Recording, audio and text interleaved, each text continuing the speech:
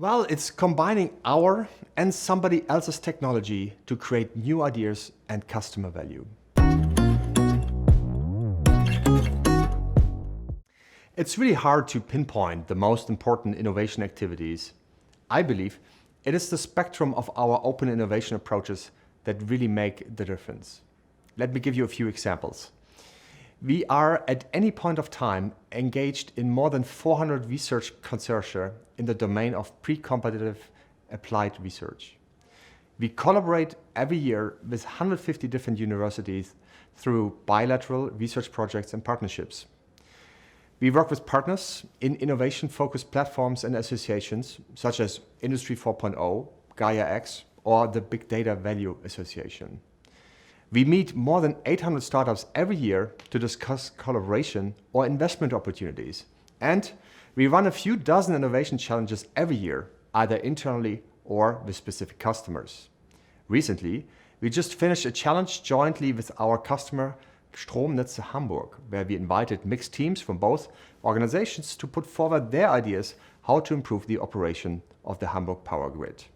And lastly, we also have a quick starter campaign specifically for our technology department, where we distribute money to our employees and ask them to crowdfund ideas which they think have merit.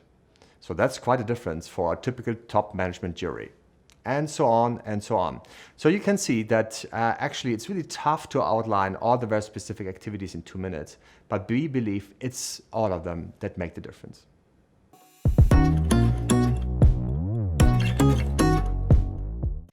Well, we have dedicated departments for key activities and stakeholder groups. For example, we have a venturing unit, Next 47, that is engaging with startups and identifies collaboration and investment opportunities. Then there is our university team with a focus on universities, which we consider to be our preferred partners. This team ensures that we regularly meet with these universities, organize joint conferences with them, keeps our multiple interactions transparent, and provides the legal basis for a hassle-free cooperation. In addition, each of our preferred partners, universities, has a sponsor from the executive management. The latest that we do in Siemens is the innovation ecosystem, which is a platform where all innovation resources are offered to Siemens as a one-stop shop, including methods or funding opportunities. And the same team also organizes a monthly open innovation call, which is usually attended by several hundred open innovation enthusiasts. So there we have people from the outside and from the inside, and they talk about new ideas and also what companies and competitors are doing. These are just some of the things we do at corporate level, but let me tell you, the true magic is really happening in each and every business on a daily basis. Yeah, well, this is chronically difficult to measure, and eventually you have to measure the output, which you usually would see in better margin quality or faster products or whatever that is. However, it's really hard to disentangle the impact of innovation from the beneficial developments such as market growth or operation performance. The best we can do is to track the level of engagement with external partners using indicators such as investment in bilateral research collaborations or research consortia, the number of startups we meet, and collaborate with them on the number of challenges that we run. We can, of course, also track individual engagement, e.g., does a given university collaboration have a tangible impact on our portfolio? Do we really implement the winning ideas coming out of the idea challenge? This we do, and it gives us a good feeling that our investment in open innovations are worthwhile. All that being said, there is no necessity to convince us that open innovation is important because we truly believe it by heart.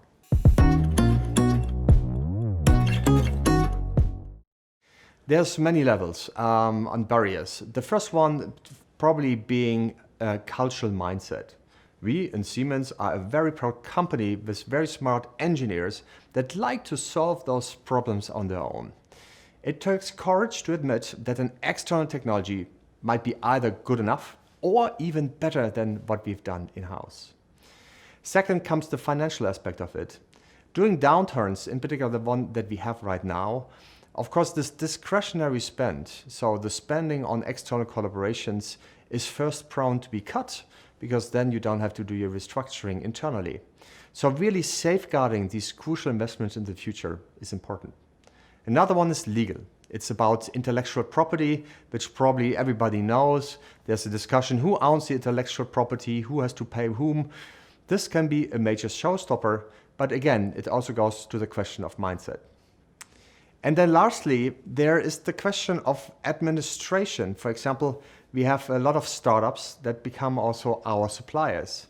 Now, these startups are very immature, and very often they lack the certification, like an ISO certification, in order to qualify for being a supplier to us. So that requires some nimbleness and flexibility in the way also we select these companies and we do supplier quality management.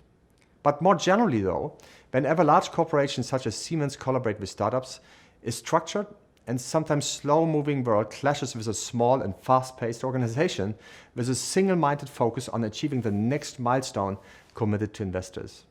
This can be a source of frustration.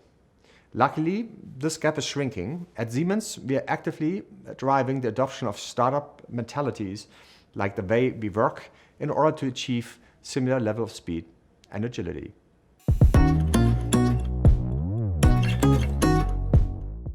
There's many tech areas we are really happy about, one of which being, of course, the industrial Internet of Things. The first wave of the data-driven economy was certainly fueled by consumer data, and the next wave will be driven by machines that generate data on a daily basis. Even today, we already collect huge amounts of data to generate real customer benefit. But this is still only the very tip of the iceberg. With that comes data analytics and artificial intelligence, the key to unlock the value of industrial data.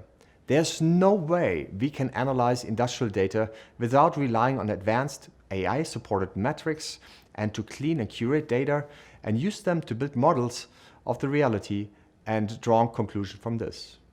Speaking of models, the digital twin, the ability to build a consistent set of models along the entire value chain, from the very beginning of product design to production, operation, service, is a key requirement to drive efficiency, accelerate time to market, and minimize the use of resources. A digital twin is also the precondition for creating virtual and augmented realities for human operators. And then last but not least, there are autonomous systems.